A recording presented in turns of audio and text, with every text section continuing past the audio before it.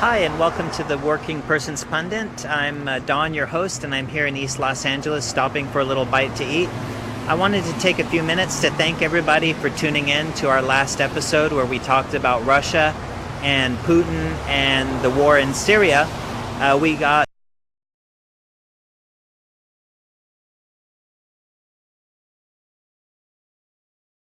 the last one that we got, and then we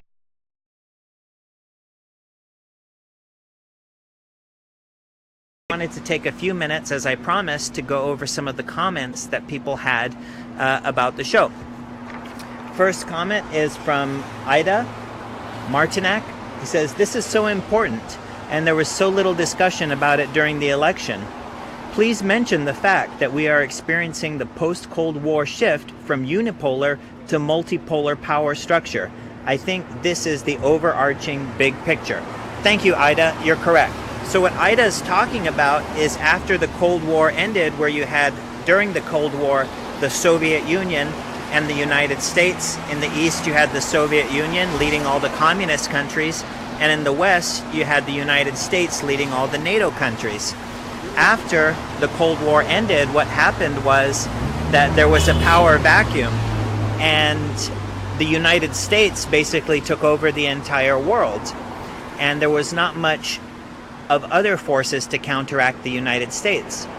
What's happened now, close to 20 years after the collapse of the Soviet Union, 25 years or 20-some years, we are experiencing a world where Russia is emerging again, but more importantly, China is emerging. China wasn't a country that had a lot of power directly after the Cold War because they were dealing with their internal situation.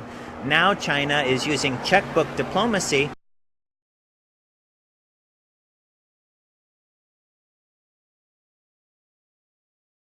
throughout the world. So, for example, in the Philippines, you saw a shift from their president moving towards China, and in Syria, the Russians have at least the financial backing, if not the military backing, of the Chinese as well.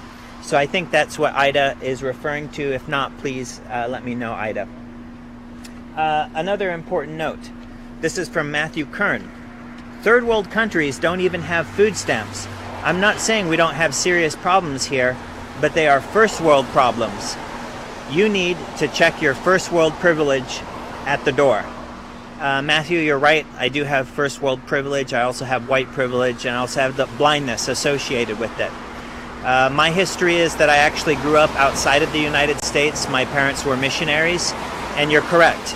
We're not quite at the third world country level yet, although if you go to some parts of the country, Appalachia, Flint, Michigan, Detroit, some of those areas are getting to the point where people couldn't even have clean drinking water.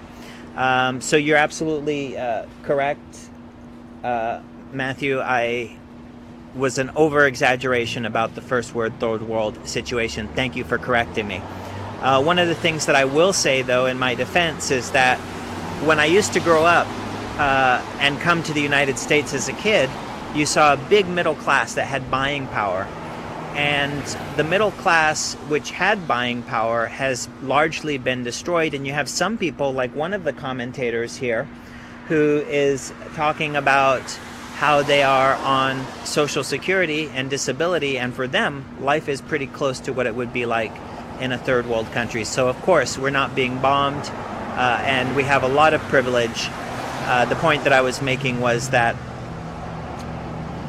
things are going the wrong way with the destruction of the working class and the middle class, and we're headed in that direction. But point well taken, Matthew. Thank you very much. Another comment. China did not supply money for the war for Iraq. No money from China. That was one of the comments that was here. You're absolutely correct. There was no direct money supplied by China. But as I understand it, and please, anyone who understands this better, correct me if I'm wrong, the issue is that when the United States runs a budget deficit, they must sell United States Treasury bonds in order to make up the deficit. So what happened during the last war was that the United States sold United States Treasury bonds, and about 40% of those bonds at minimum were purchased by China. Many other countries were as well. But China is the single major shareholder of United States Treasury bonds, and if we run big deficits where we need to sell bonds in order to balance the budget, they will more than likely have to be one group of bond buyers, which we may not be able to rely on in cases where we're going against their interest or their checkbook diplomacy interests. Let me see if there's any other comments here which are good.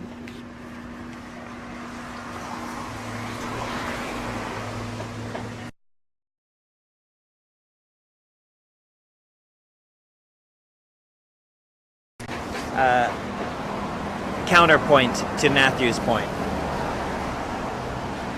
Suzanne Mercurio talking again about the Cuban Missile Crisis. I in the piece about Russia mentioned that the resolution was very quiet, and she countered it wasn't quiet, it was very public.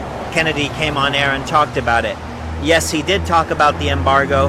He did talk about the missiles which were being put there, but some of the back channels which were actually used to de-escalate the situation were back channels, and those were behind the scenes. In fact, the negotiation about the removal of the Jupiter missiles from Turkey and from Italy were actually behind the scenes. So some things were up front, as Susan correctly mentions, and other things were behind the scenes.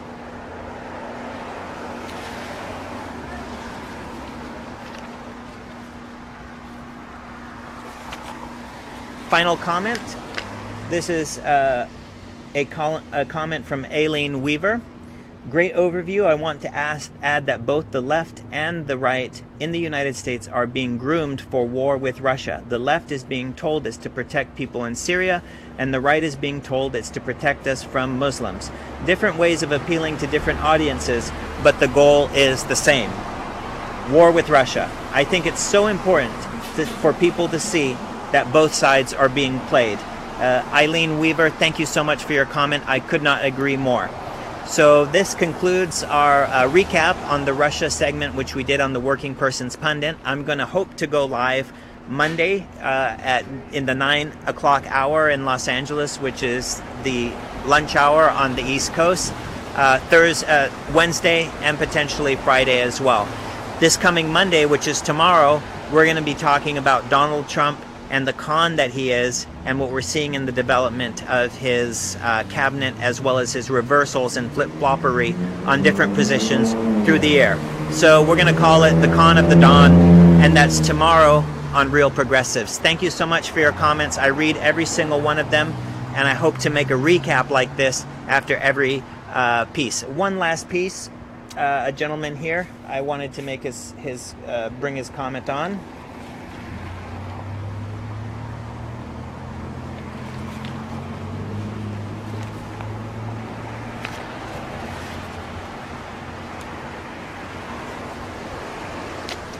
Patricia Shepard.